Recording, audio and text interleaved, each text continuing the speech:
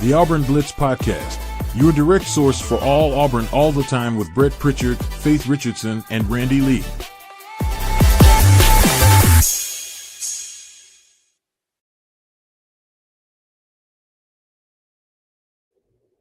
What's up, everybody? Welcome into the Auburn Blitz Podcast here on this Tuesday. Glad you joined us wherever it is that you're joining us, whether you're in your office, where you're in the car, hopefully not watching but listening in the car, or if you're at the beach like Faith, bringing the sunshine and the glow as she always does every single morning. We're glad to have you here on the Auburn Blitz Podcast, and we are going to dive right in this morning to a lot.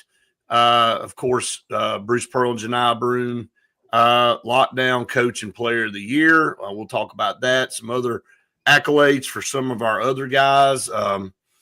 We'll look at a path for Auburn here in the SEC tournament. We talked about it a little bit yesterday, but really didn't go into detail about it, Faith. So we'll talk some about that this morning. Some comments from national media.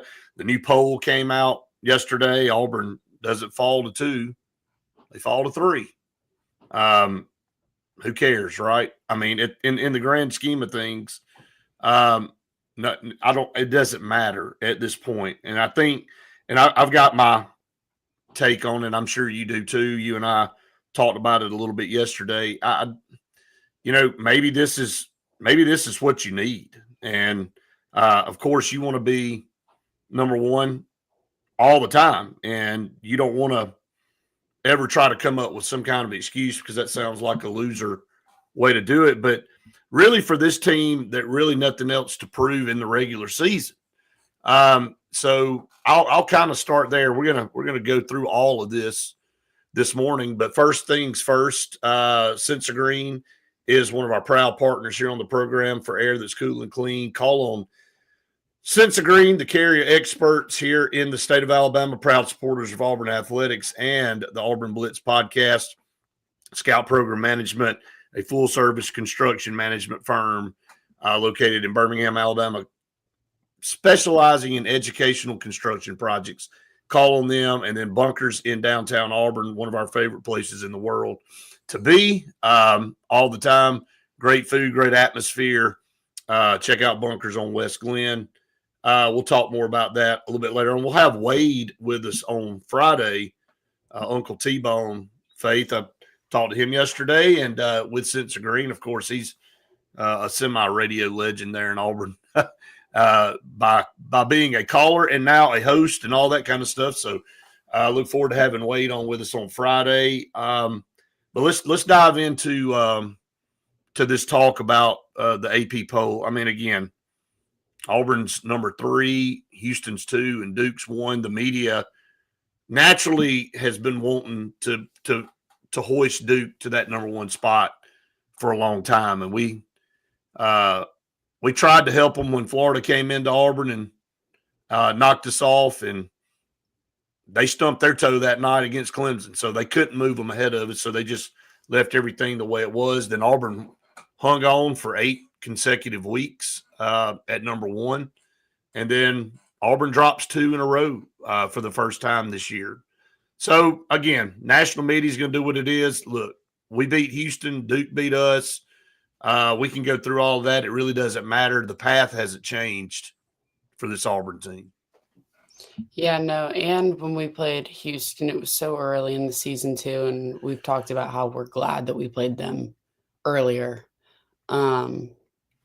But yeah, I mean, like we've said, the path doesn't really change, doesn't matter as much. It just matters at this point how we finish out.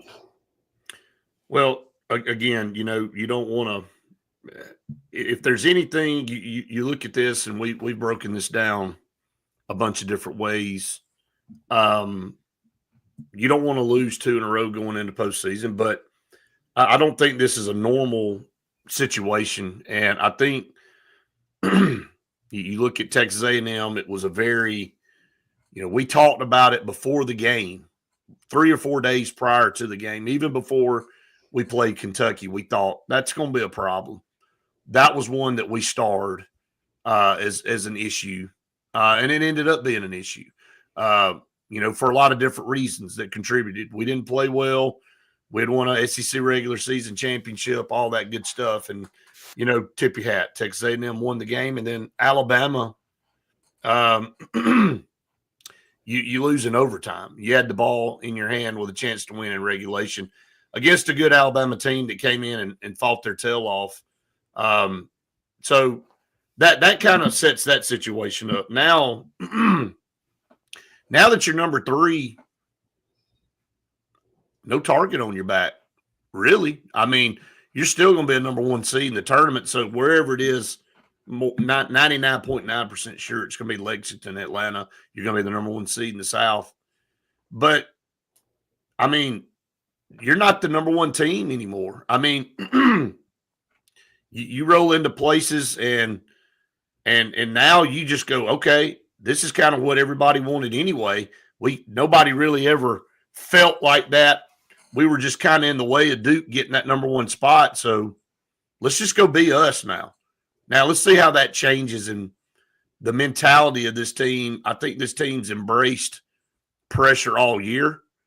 Yeah, I think they let their foot off the gas a little bit last week. I do. Rightfully so. The human element plays into this thing. We're not machines. So you're going to ride waves of emotion. And when you think you're going to move on to something else, maybe like the game was important with Alabama, but I talked about it on Saturday. Luke and I talked about it from the Alabama perspective and the Auburn perspective. Both coaches had kind of played the game down. Now, again, both teams got on the floor and they played their rear ends off. But in the end game, it didn't really matter. Alabama got the win, and it really helped them. It was probably the best win on their resume this year to come into Neville, just like Florida, right? Just like Texas A&M, just like Duke. I think all 4 of those teams, that's their best win. So what does that say about Auburn? If the 4 teams that beat us, that's their best win on their resume, that should tell you where we are nationally. Yeah, I agree. I mean, again, the focus right now isn't about our losses anymore. And it's about how we can regroup after the losses, because there's obviously still an attitude problem with CBM. Is he going to be playing when, whoever we play next? Like, is that going to be an issue, or is he going to be suspended or whatever for the first half? We don't know. That's something that has to be figured out. Johni seemed like he'd figured out a little bit more on against Alabama with his 34 points or whatever. But is he going to have another fluke game like he's been having? Well, here's the deal, and I said it yesterday. I mean, you are in one and done territory now. You got 2 tournaments ahead of you. You got the SEC tournament and you got the NCAA tournament, and there is no tomorrow when you lose in either one of them. So if you lose in the SEC tournament, okay, whatever, right? You've won the regular season. Do you want to win the SEC tournament? Yeah, I think it'd be great, and I think Auburn has a good path, and I think we'll break that down here in just a minute. I think Auburn is actually, now that the more that I look at it, I know we've kind of said, well, let's rest everybody. And look, man, they don't play till Friday, Faith, and they've got to win 3 games. And the earliest they would play would be the following Thursday if they were to make it all the way to Sunday. I mean, there's a fine line in staying in shape and staying in game mode, because you're used to playing now 2-3 times a week, and then having a week off and becoming rusty. So, look, I think there's a couple of things that we need to break down here. And the first one is what's going to be the situation with CBM, and that seems to be the chatter with everybody. It seems to be the the nail everybody wants to hit with a hammer over and over and over. I think we can talk that to death. I like, and again, it's a problem from a standpoint of it. Is he going to be in the game? Is he going to do something? But, we've lost him in other games and we've been fine. And I think we go back to the Yale game last year and everybody wants to pin that on that particular moment. He went out early in that game, man. And we were way higher seeded than Yale. We played terrible. Okay. We missed free throws. Aiden Holloway missed layup after layup. He couldn't throw it in the ocean from the beach. It's easy to come up with an excuse to pin a poor performance on. So I'm just going to look, did it affect our team? Yeah, it did. But should we have still won the game? Absolutely, we should have. So I think sometimes in the media, we try to latch on to things and find a way to say that's the reason why we didn't do something. So you and I have talked ad nauseum like everybody else, and we all agreed that it is a problem because it's a problem because it reared its head Saturday, Faith, because we needed another player. Our guys were exhausted. And take the points part away from it. You lose. He went out. He had only played 18 minutes in the game. So you got guys that go into an overtime game. Your bench is already narrowed down as you move into March. And so now you lose a key component. So he was more crucial from a minute standpoint, really, than anything else and being able to sub in and out. But I want to go back, and I want your thoughts on this too, your honest opinion. I don't know that look, Auburn's figured out ways to play. I think they understand better than anybody. Obviously, he's their teammate. That, hey, there's a chance he may not make it through a game. But that we're not going to let that dictate whether we win or lose a game. Okay, so they kind of mentally already know that, and I think that's what Bruce has tried to manage. I think they've all probably had conversations about it. Now, he's got to be a better person himself. He knows he's being targeted. So he's just got to know that rightfully or wrongfully, maybe some of these officials are watching him a lot closer because of the way he's reacted in the past. We're all guilty of that, right, Faith, in our lives? We kind of get labeled based on our prior actions. So he's kind of done this a little bit to himself. But look, it shouldn't be the determining factor in everything that we talk about with this team right now. No, but I think it does just play a huge part, not only in the momentum of the game and the confidence in everybody, but also just we've had the bad outcomes each time he has been thrown out of the game. And so, Right. Of course, people are going to turn it into that and make it think that he's the sole key component of those losses. Again, I think it's the low hanging fruit. Yeah, I don't think he's the main source of it, because there were times against Alabama where we just looked sloppy and we just looked bad. And then against Yale, we were obviously the better team. But each time. Well, I'm also going to say this. I think the whole team got caught up. I was in Nashville that Sunday, and then I remember seeing the results come out of where we got seated, where we ended up being seated and where we had to go. And that was all anybody talked about on talk radio, on when they interviewed our guys, Coach Pearl, assistant coaches. All we could talk about was, man, we won the SEC tournament and it didn't help our seed, and we get sent all the way across the country. And we were so encapsulated in what happened in those results that I think it just affected the psyche of the team all the way around. And then the Chad Baker-Mazar incident, him getting the flagrant 2 and getting tossed so early, kind of just poured gas on a fire. And so we played bad, and Yale saw a great opportunity, and they took advantage of it, and they seized the moment. And I think the mentality of this is so much different now. And again, this happened in a regular season game. The question is going to be, we didn't get to see what Bruce Pearl did to Chad Baker Mazar last year because it was the last game of the year, right? And so is he going to punish CBM and sit him for the first game of the SEC tournament? Does he sit him for the second game of the SEC tournament if Auburn makes it into the second game? Or what is this going to look like, I guess, and what is fair and what's not fair?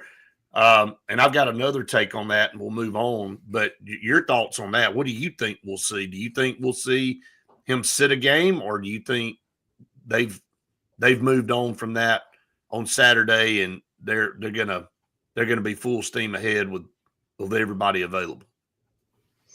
I think Bruce is damned if he does, damned if he doesn't. If he doesn't sit him, he's not showing any consequences to his actions, is what people are going to say. And then if he does, people are going to be talking either way. Why are you letting him, or why aren't you letting him say what is like happening and everything like that? I have no idea what he's going to do. I don't think Bruce is going to put him in if he doesn't have any confidence in him. And if he thinks he's going to make an impact like that again so quickly after.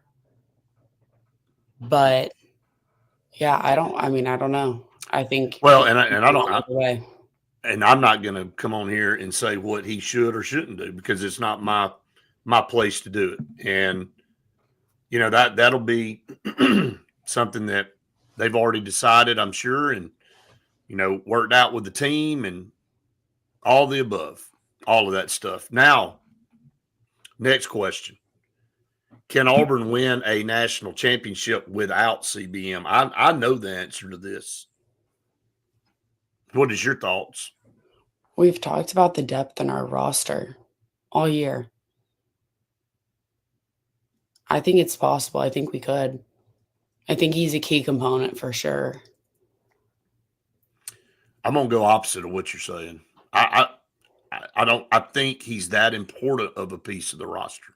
I think that, are we good enough? Yeah, we are. And we'll talk about our draw and what that path looks like and all that stuff. But I think he's too key of a component to go without, Faith. That's just my opinion. Yeah. I mean, I get it.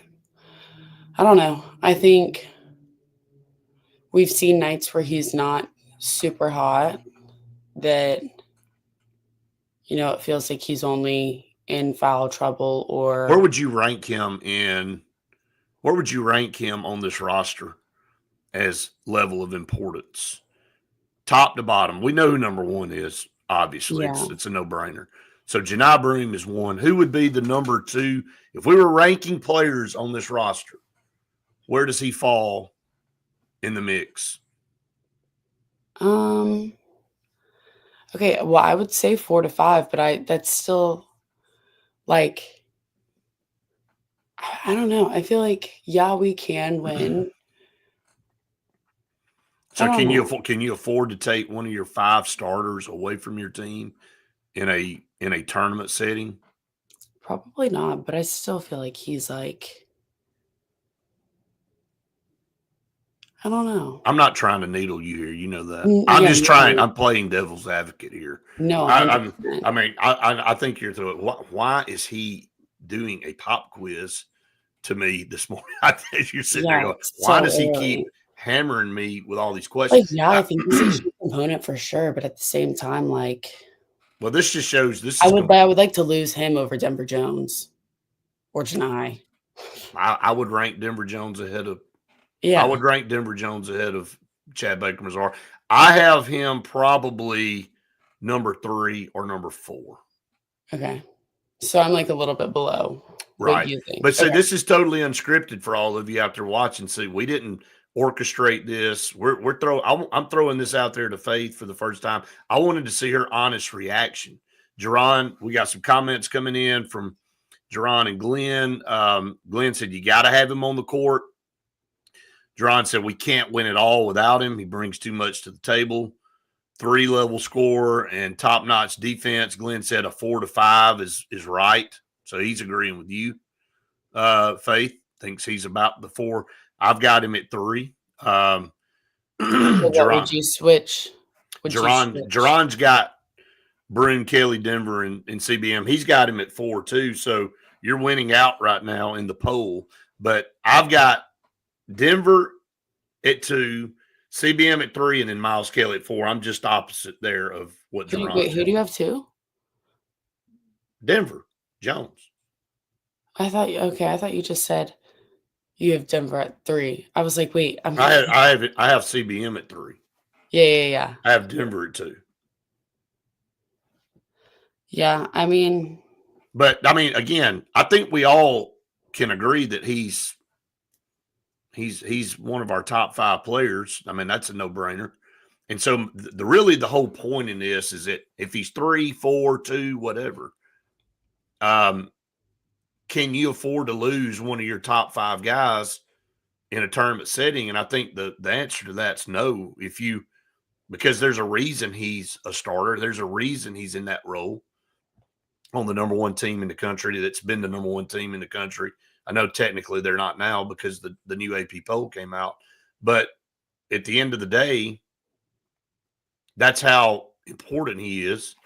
So, yeah, I just want to see how that ends up playing out. So I kind of contradicted myself a little bit talking about how CBM is all anybody's talking about because we make it that way. But I wanted to kind of break down why we're making that such a big deal, because he is a top 5 player. And if you go and take a top 5 player off any team in the country, it's going to affect how they play and what their outcome is going to be.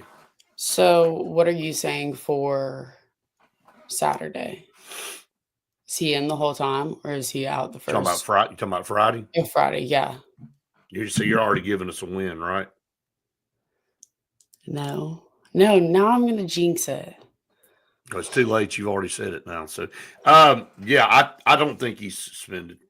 I think he's going to play. I think again, you know what his punishment was? He got ejected from the game. I mean, he committed the act, and they reviewed it and they tossed him. So now again, coaches have to handle things the way they have to handle them. If he sits him the first game, fine, well and good.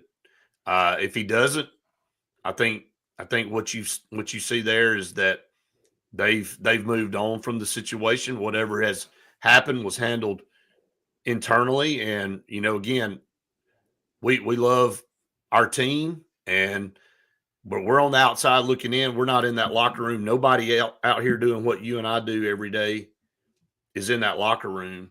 So they don't come in here and dictate what we say on our show, do they? Do they come in and tell us? Does Bruce call me and say, "Hey, man, I think you and Faith need to talk about this morning. Or I think you should do this, or you need to do this." He don't do that. So we don't go and tell him how to coach and how to manage his roster. So that's really it. Now, fans of other teams, yeah, they're gonna point a finger and say, "Well, see, they don't sit." If he doesn't sit, he's they're gonna. But we all do the same thing too. That's just fans of other programs. They're never going to pull for you. They're never going to want you to do well, and they're going to poke holes in anything you do that they feel like might not be good in their eyes. So nobody really cares at that point. You got to do what you got to do for your team, and that's what Bruce Pearl will do. And I trust him. He is Coach of the Year. This is the 4th time he's won Coach of the Year in the SEC, a couple of times at Tennessee, and now a couple of times at Auburn. So very deserving accolade there. And we'll get to some of those accolades here in just a second, but we'll wrap that part up, Faith. I think he's very important. Hopefully again, we say this so many times. How many times have we said this? I feel like I'm on repeat. Hopefully he'll figure it out. Well, at this point in time, when you're 25 years old, you are who you are in this life. Is he going to be provoked again? Probably so.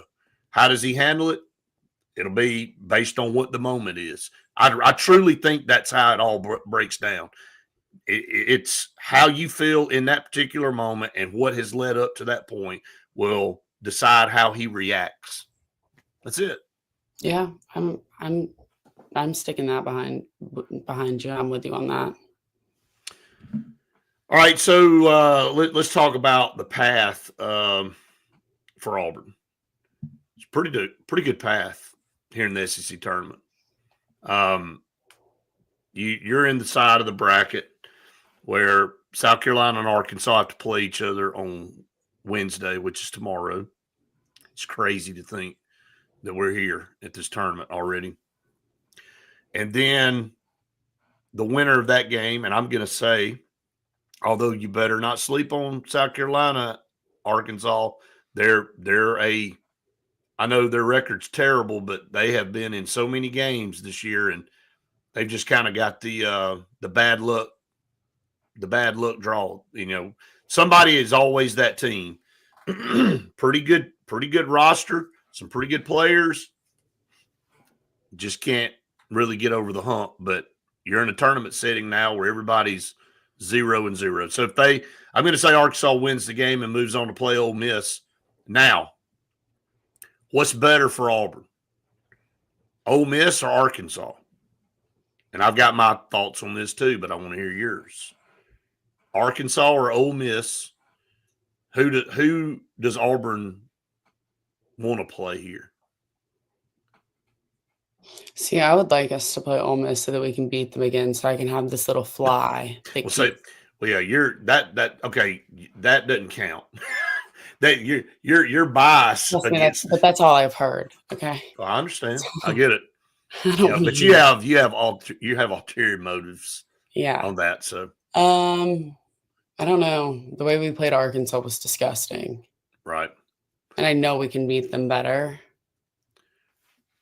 I've got a couple of thoughts on this. See if you agree with me. We're a better matchup with Ole Miss. Yeah. But Ole Miss only have one game under their belt. Arkansas at that point will have played 3 games. Will be going into their 3rd game in 3 days. But they're more athletic than Ole Miss. And let's be honest, Big Z was 0 in that game, and he ain't gonna go 0 again. Yeah. So, but in a tournament setting, you seem to always go with the team that's had to play more games if you've been resting. So I'm going to say probably just based off stamina and what it takes, because that Ole Miss game will be a battle for them. I think South Carolina will battle them. I really do, because a team like South Carolina, this is the season for them. They've had a horrible year. They're in the locker room. They're practicing right now saying, let's go shock everybody. And let's go make. South Carolina beat Arkansas not even 2 weeks ago. I know it. So that's kind of where I'm going with it. So they've got a little bit of belief that they can. Who knows? Maybe it's South Carolina. It could be. All right, so Auburn on Friday against whoever. And then is it Texas A&M or Tennessee? Who do you want to play? Texas A&M or Tennessee on Saturday in the semifinals. Now, again, you got to remember this too. Auburn is playing at noon every single day. If they win 3 games, their path is going to be the same. So they play in that noon spot, guaranteed, every day. So they're more on a consistent line than anybody else. They're not waiting for whatever. I mean, they're sitting there at noon to get things kicked off. So who do you want to play, Tennessee or A&M?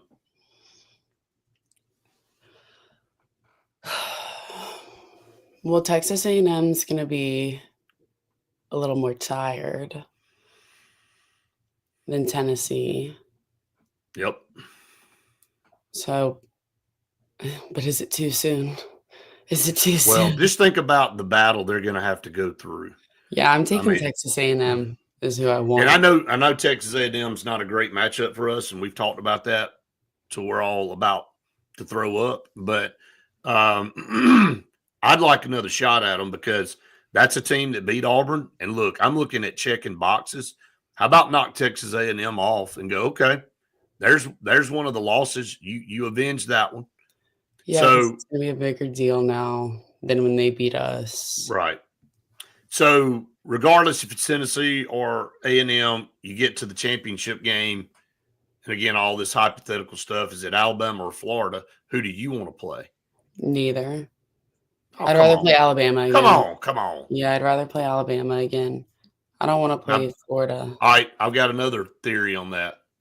Line it up and play them again. You played them last year. You beat them in the championship. How about avenge that loss? Yeah. Okay, now you've avenged another loss. So Texas A&M, and then what if you happen to and you've split with Alabama? So you've already, I mean, that's kind of a wash. If you play them again, so be it. So really, you've avenged every loss except what, Duke, and you might see them in the tournament, you might not, but showing that you're the number one team in the country and to do that and maybe to win the SEC tournament and the regular season, I don't think anybody. I think that would be one of the most dominant seasons ever. I mean, it's already been a dominant season for sure.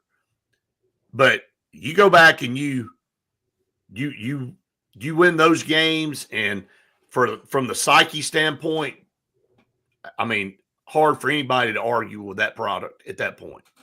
Yeah. I agree. I mean, Justin said just I forfeit and get ready for the NCAA tournament. I'm trying to give some meaningful content here, Justin. And instead of just saying, "Oh, the heck with it, let's just go on to the NCAA." Trying to, so you just erased 10 minutes of all that. So no, but seriously, I mean that's the path. I mean, I it's don't wanna not. play Florida again. I'm not. That's I'm not going to back down from anybody. Line it up, man. You were talking about Florida for, like, a week before we played them. I know, but now there's no. What does it matter if they beat you again? Who cares? Now that and then if you beat them this time, you beat them 2 years in a row and you win a SEC championship again in their face. Like, okay, glad you came to Neville and won that game. It didn't mean anything. Yeah, I'd rather Okay, do that with so Alabama. yeah, exactly. So either one of them, line either one of them up. It doesn't matter. I think that's the mentality that you need to have. Hopefully, that's what the team has, and they don't really care who they play. That's kind of my take on it. So I'm gonna give some other takes here, and I'm gonna let you give some takes right after this here with our great partners here on our program, Sure Shot in Alexander City, for all your outdoor needs, firearms, apparel, hunting, sell and trade new and used firearms. They're on Highway 280 in Alexander City. Turkey season is just a few weeks away. Go check out all the new apparel. You got to get all your ammo. If you're looking for a new shotgun, why not right now? It's the best time to go buy one. You're going into hunting season. You know you've been telling yourself you want one, so just go ahead and do it. Right? Tax season's right here. People getting those tax returns back. Go buy you. You owe it to yourself. Go buy you a new gun. Okay, don't listen to what your wife is telling you or your husband or whatever. Just go buy it. Go see Scott and he'll take care of you. Oliver Ross, what a great group that is. I mean, full service bartending service that will take care of all your party needs, whether you got 20 people or 200 or 20,000. They'll handle it. Fully served from start to finish. They'll handle all of it. Licensed, trained, professional bartenders coming right at you. So Oliver Ross, check them out on Instagram and Facebook. And again, great partners here on the program. And Faith's got the decor behind her is so beachy, isn't it? I could be outside, but But there's no somebody's chairs. got to work. I know there's no chairs here. There's no chairs Outside on the porch. Okay. Yep. Well, that kind of you can sit on the. I guess you can sit on the ground. I don't think I want to do that. Just giving you Okay. just giving you options there. All right. It says we got Tom Petty now, Florida. We won't back down. There you go, Justin. Yeah, let's use reverse psychology and kind of throw it back in their face a little bit. All right. Let's look at player of the year, coach of the year, team of the year, all that stuff. Coach Pearl, I mean, a no-brainer, coach of the year. I thought he did a phenomenal job, well deserving. Johni Broome, clearly the best player in the best league. So congratulations to both of them. I also made first team All SEC, which is, I mean, if you play of the year, you're going to make first team All SEC. That's a given. Chad Baker Mazar, third team All SEC, deserving there. Denver Jones is the best defensive player, I think, in the conference. He made the all defensive team. And then Todd Pettiford made the all freshman team. And that is 5 times now in the last 6 years, Auburn has had a freshman make the all freshman team. Isaac Okoro, Sharif Cooper, Jabari Smith, Aiden Holloway last year, who's now a Bammer, and Todd Pettiford. So pretty impressive. You know, Auburn's done well out of the portal, Faith, but they've also been able to land some dang good freshmen and that have contributed. And Todd may be one of the better of all of them. I know Sharif Cooper probably had the most hype, really. Jabari Smith ended up being the highest drafted player, and you know, everybody just, I mean, again, what a great player he was. But then Todd Pettiford, man, I don't know that there's been anybody more clutch than that guy. We know I love Todd. I think he's great.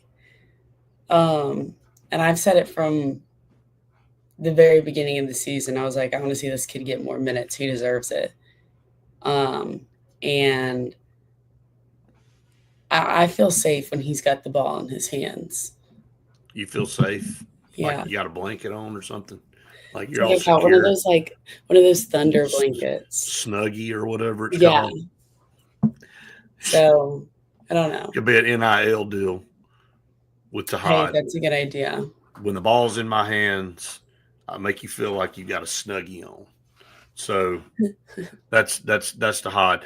But again, when you have the season Auburn's had, obviously you're going to get the accolades, and they're all well deserved. And so congratulations to all of them. I had a brief text with Coach Pearl yesterday, just saying congratulations, and of course he responded back, just thankful and grateful and humble, and you know they have work to do, and they know that.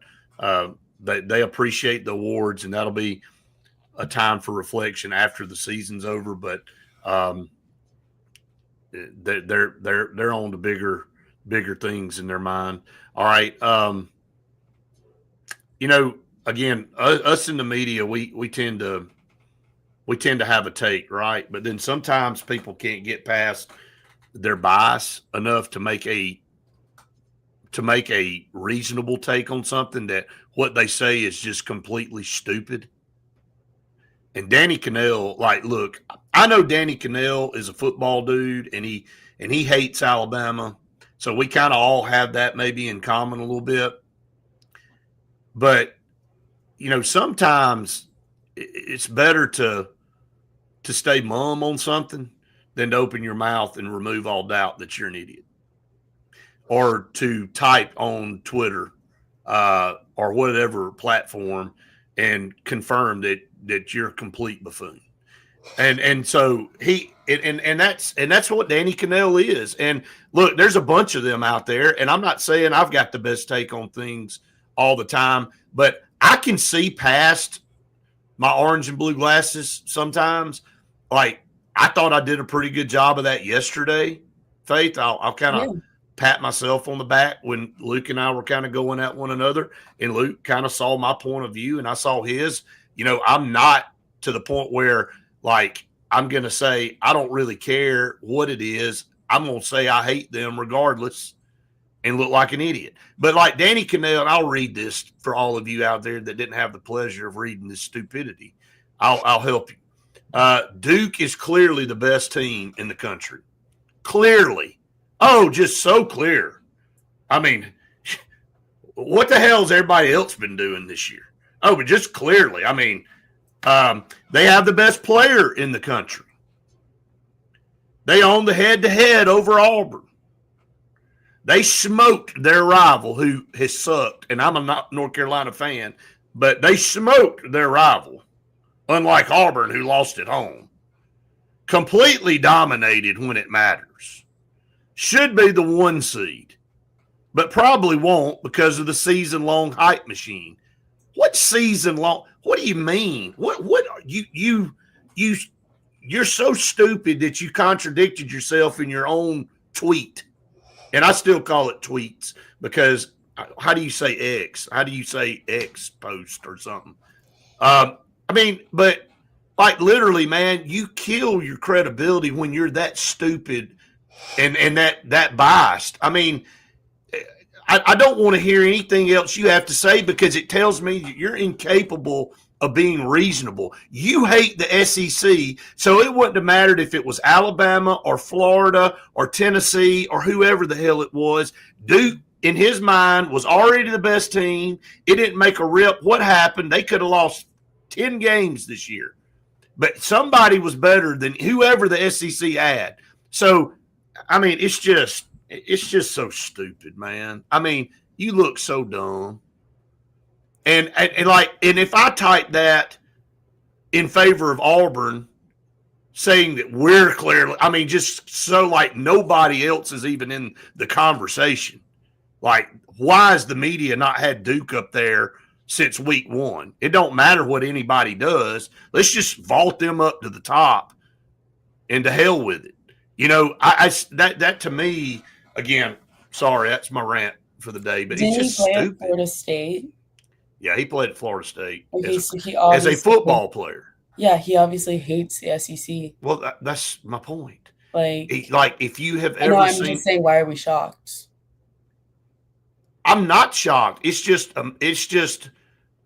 is mind blowing that you put yourself out there with such a bias that you're willing to look stupid because you're a bored, uneducated loser. Well, I mean, and I spent way too much time on that. I really did. But I mean, if you put yourself out there, if you open the door, I'm probably going to walk through it. Now, if I tweet something that is so biased, it's kind of like the Carl Ravitch thing trying to defend the 500 record in the SEC. You said something stupid, and but the bottom line is just go, okay, yeah, I was caught in the moment. That didn't make any sense. Guess what happens? It goes away at that point. But when you continue to try to defend what you said and it's stupid and you go, well, I'm going to keep trying to spin this thing and I'm going to finally get people to come over to my side. There was no way to get anybody to come to your side because it didn't make any sense. And so people were like, hey, I think you missed the point on that. And you're probably like, oh, yeah, you're right. I don't know what I was thinking. Sorry about that. Oops. But let's drag it out for 2 or 3 weeks and try to defend it and look even dumber. So he's got people talking about him. He needs it to stay relevant, I guess. Well, yeah. So, breaking news, Carl. The SEC finished 500. I know your mind's blown. I know we're overrated. I mean, come on. But all right. He said, "Morning. Here's a thought. I had after Saturday's game, the difference in good and great has been able to take Grant Nelson to the hole and end the game rather than prance around looking like a Harlem Globetrotter 15 to 20 seconds. Just a thought, War Eagle. In my mind, the best player in the country has hit to be able to end the game there. Has to be able to end the game there.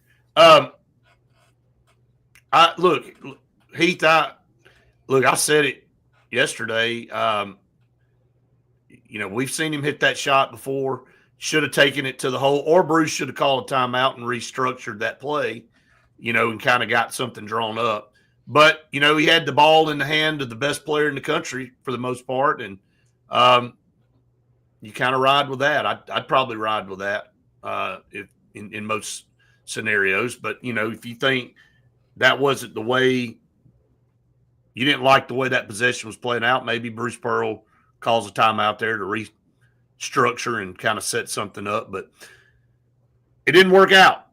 We had the ball in our hands. He didn't make the shot. It wasn't the best shot. I would have liked to have seen him attack. I agree with that 1,000%, but he didn't do it. And he chose to fade away. And I think that's kind of the persona with Johni Broome that a lot of people have, that sometimes he's maybe not an overly aggressive guy, and you see it on the boards, and you see him settling for things like that rather than attacking. Like, we can see what he does when he's aggressive and attacks, but maybe he also didn't want to turn the ball over, and maybe he didn't want to create a foul, or I don't know. He had him backing down, so I don't think he would have been guilty of an offensive foul. But I do think he kind of pushed the envelope there a little bit, and you maybe force them to do something. Maybe go to the free throw line. I know he'd struggled, but it is what it is. That's my take on that. I mean, yeah, if he would have gone to the free throw line, missed his free throws, he wouldn't have heard the end of that from anybody.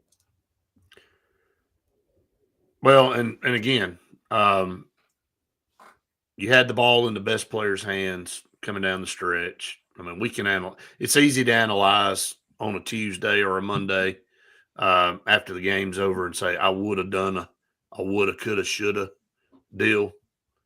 But I think if he'd have hit the shot, everybody would be like, whoa, man, look at that. How'd that work out? That was awesome. And so, yeah.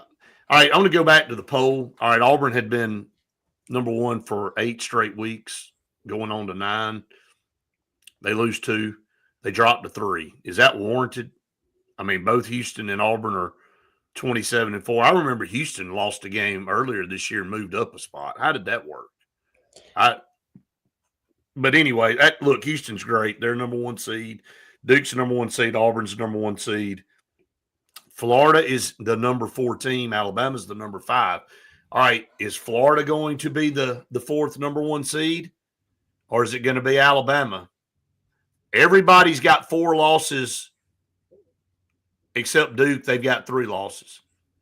Alabama's got 7 losses. Do you remember? Now, they've got some quality wins, but they've got 7 losses, man.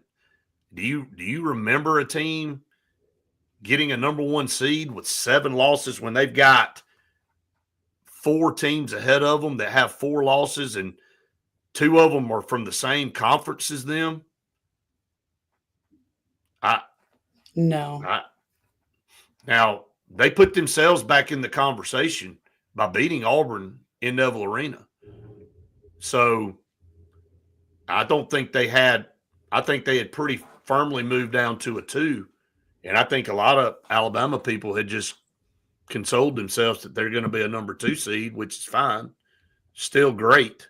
But now they have gotten back into the talk of being number 1. So here's the deal with Auburn. It doesn't really matter that you're number 3. Duke's going to be the number 1 seed in the East. And Houston's going to be the number 1 seed in the West. And Auburn will be the number 1 seed in the South. And if it's Florida or Alabama, they'll be the number 1 seed in the Midwest. And so they'll be the 4th number 1 seed. So they'll have to travel away, and it'll be a little bit tougher deal for their fans, but it is what it is. Auburn will have a Lexington-Atlanta path to San Antonio. So that's really what you were fighting for anyway. Yeah. We've seen so many of the different bracket ideology, whatever that kind of stuff is. And each day there's something new. And I think in our um in our spot, from all the ones that we've been seeing, it's I like I like what we've been given and handed to I do us. too. I do too. Um, and you sent me a different one than the one that we talked about Right. last time. So it's all changing. And It but is. again, I like where we've been put each Now, time. I'll take, and we won't go through that today because we're about out of time. But, um, the thing is, um, yeah, I think Auburn's going to get a favorable path, and a team that's been number one most of the year deserves that. I think the body of work, um, and then I don't think any part of what happens in the SEC tournament is going to have any bearing on anything for Auburn. Auburn's the number one seed in the South, and now they just got to go out and perform.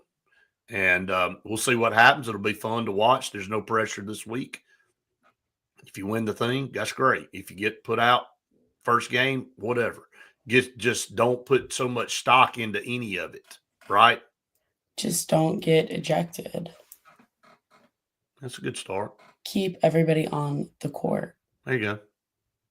It's a good start. Yeah. What a great take, Faith. Thanks. I took it straight from Andy. Yeah, take it straight. That's Andy yesterday for sure. Yeah. How about let's keep everybody and let's see what happens. So yes, Tony, there will be a bracket challenge like last year. So I got to put Faith to work.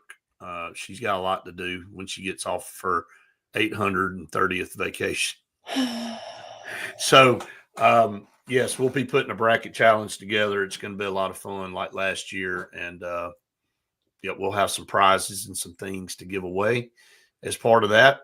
So be tuned in for that. We're going to let you know about that. Obviously, we'll know Sunday where everybody's seated. So I haven't even talked to you about this, Faith, but we might jump on and do a Selection Sunday show. Ooh, that would be fun. So that probably will happen. We'll more than likely. I like that idea. More than likely, yep. So we'll do that. And then especially if Auburn wins a SEC tournament championship, we'll definitely be doing all of that. So we'll be doing all of the above, even though Faith didn't even know about that. No, but I'm down. I like that. I'm telling her now that's probably what we're going to do. And she's down with it. So there you go. So then we have again tomorrow the SEC tournament starts. So it's crazy to think that will happen. Also, we'll talk some baseball and softball. No, we haven't had time to do that here in the last couple of days. And we'll dive into some other things, some Auburn players really signing some good contracts in the NFL right now. We'll probably hit that up as well. I saw several of those come across. I know Carlton Davis, Jamie and Sherwood, some of those guys re-signed, and some are moving to other teams, but got pretty good contracts. So we'll talk more about that as well. So, you got anything else, Faith, here as we approach the witching hour of 9 o'clock? No, I don't think so. You can tell the relaxation of the beach has just creeped in to her persona. It's like, well, yeah, I'm all good. She's on island time. I am. Island time would be nice. That would be nice to live like that all the time. I agree with that. 1,000%. So it's not like that. I'll just wander my way down to the beach after this.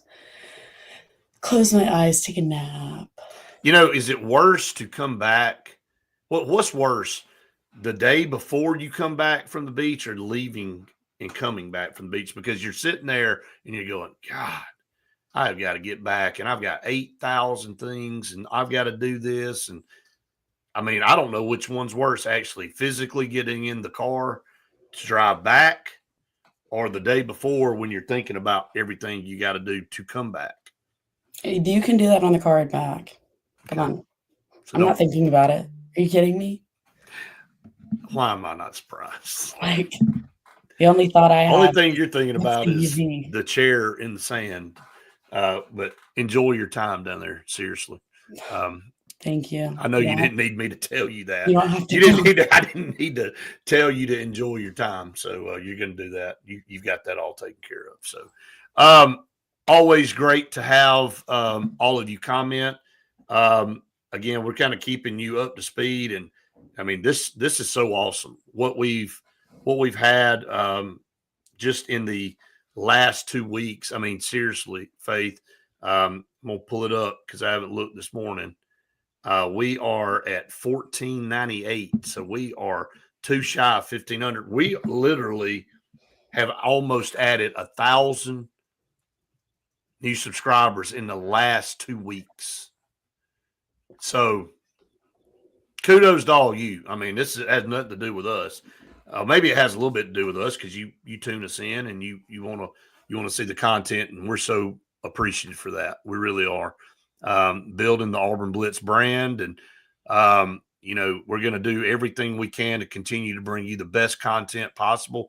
We know there's a lot of other podcasts out there, and they do a great job, and they have their take, and we have our take, and subscribe to all of them. If you're an Auburn fan, go get your fill with all of them. But we are very appreciative of all of you out there that have taken the time to hit that subscribe button and then continue to promote us and push our Auburn Blitz brand to all your buddies and your family and everything else out there. So, we're going to give an honest take, but we're going to try to bring you a lot of great information that you might not hear anywhere else. And then there's going to be a lot of what we just did in the last 5 minutes, cut up, laugh, talk about something way other than sports. So that's what makes it. We're not some cookie cutter deal. So, but anyway, we're cutting in. We're all cutting into Face Beach time. So it's time to get out. Guys, I'm not complaining. Yeah. I'm just la. Yeah, exactly. Kind of like the look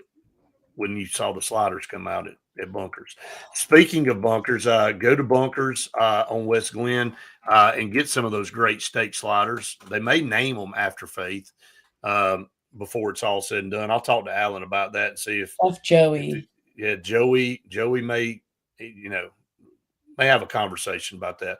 But Bunkers, great food, great atmosphere, all that good stuff. Can't thank them enough. Sensa Green for air that's cool and clean. Call on Sensa Green. Scout Program Management, great people, specializing in educational projects from start to finish. Sloan and Jay, Charles, those guys are awesome. Appreciate them so much. Sure Shot, Scott Watson, nobody does it better. And then, look, I've been around Scott in shooting competitions. You don't want to shoot against that guy. He is. And so who else do you want helping you with a purchase of a firearm than somebody that's a world-class shot, clay shooter, and hunter? So go see Scott Watson at Sure Shot. Tell him we sent you. All the new apparel for turkey season, everything in there. Some items on sale. Such a big selection of guns, handguns and long guns. And then Oliver Ross, Mark Gillen, what a great dude. Does a great job with all his services. They are first class, I'm telling you. Hire them for your party. They will take care of you, and you will be glad you did it because everybody's going to be talking about what an unbelievable party you had because Oliver Ross was there with their professional bartenders that are licensed and trained. So they're going to do it right. You won't be over there spilling crap all over the bar and looking like a clumsy oaf and wasting, precious beverages. And you're over there wiping up the bar and wiping up the floor because you made a mess. So sounds like you've done that before. I haven't done that. No, I don't know. I'm just assuming that's what happens when you have somebody that's unprofessional. Just saying. So I've never spilt anything before, Faith.